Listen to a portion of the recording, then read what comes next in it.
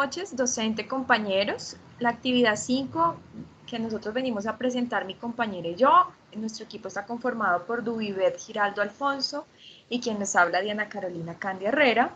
Vamos a conversar en torno al postulado de Humberto Augusto Gastón Maturana Romensi. Él nacido el 14 de septiembre de 1928 y fallece el 6 de mayo del 2021. Fue biólogo, filósofo, escritor chileno, con aportes valiosísimos para la educación que nos lleva a reflexionar en el siguiente postulado. Todos los seres necesitan ser vistos, reconocidos y escuchados. Sin ese placer la vida, se convierte en un sinsentido. Partiendo de este postulado, mi compañera a continuación va a darnos una explicación general frente a este postulado, frente a la educación.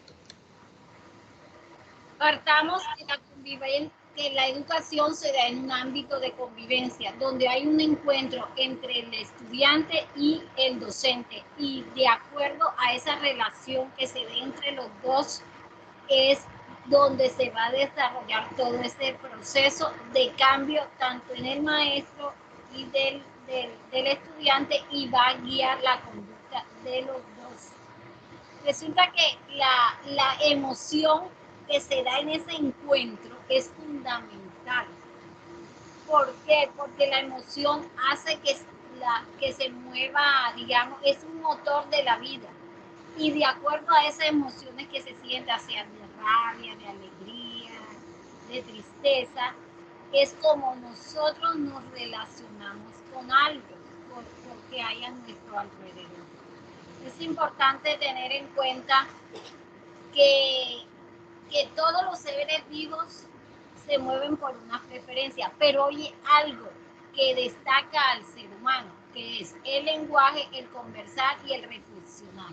Pero quien guía eso es la emoción, porque si tú estás alegre, tú te expresas con tu cuerpo, con todo, y estableces una conversación y haces una reflexión. Entonces la emoción es muy importante en estas tres cosas que nos diferencia a nosotros del resto de los seres vivos.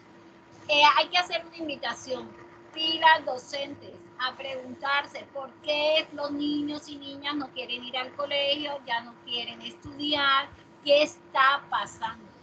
Preguntemos, ¿realmente nosotros dejamos que el niño pregunte? ¿Le respondemos esas preguntas? ¿Realmente nosotros los escuchamos, los vemos y los reconocemos? Es importante que ustedes reflexionen esto. El niño vive en un espacio que es su aula y también un espacio que es su familia.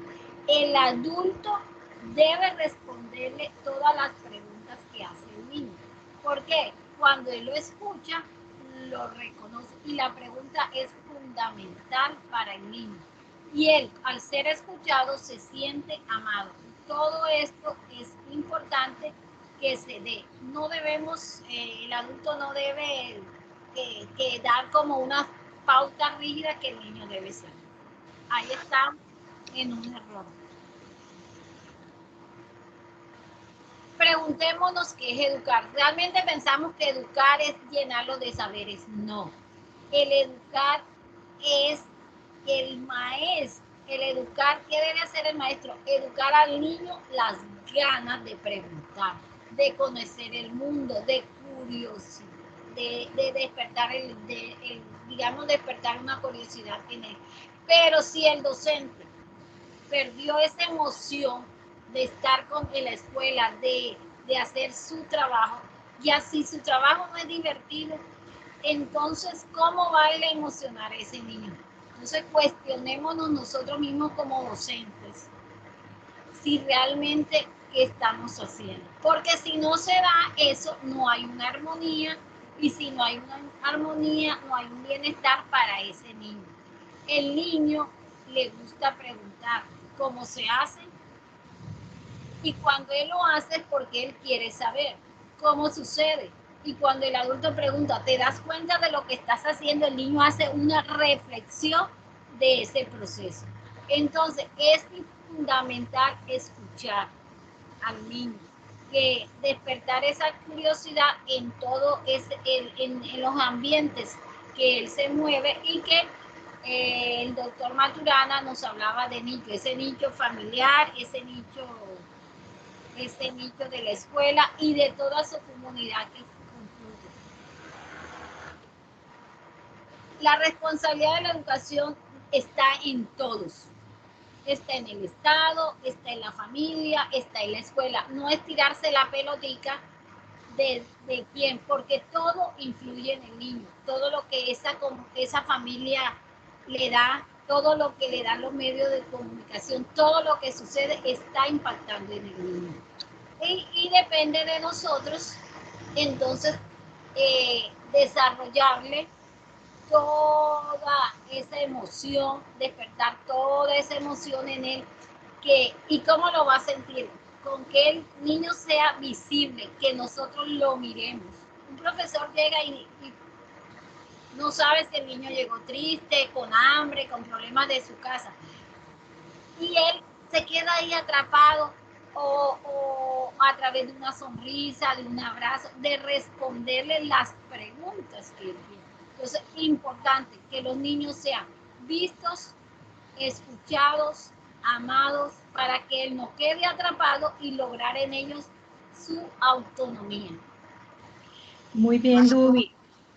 Dando entonces conclusión a lo que este postulado se ha planteado frente a la educación que emociona, entonces Maturana plasmaba, y ya para concluir, antes de hablar del pensamiento crítico, que es la reflexión final a la que queremos llegar con esta actividad, Maturana nos llevaba a plantearnos un horizonte prometedor frente a la educación, transformación de la convivencia, cómo se convive en el aula de clase, cómo es esa relación pedagógica entre el estudiante y el docente, recordando siempre que nosotros como docentes no somos quien tenemos el saber, sino que somos facilitadores de ese conocimiento y quienes realmente generamos esas actividades para que sea el estudiante quien sienta esa emoción de la que ya hablaba Dubi hace un momento y se sienta realmente relacionado con ese conocimiento y por tanto al sentirse emocionado se genera un vínculo con el saber.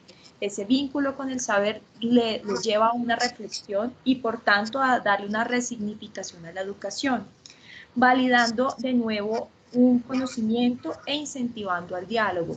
Ya en estas tres últimos conceptos comenzamos a identificar algo que es el pensamiento crítico, pero no sin olvidar que el pensamiento crítico tiene que ver mucho con tres elementos fundamentales, que uno es la familia, el otro son las políticas públicas y otro elemento importante de esta triada es la escuela o la institución.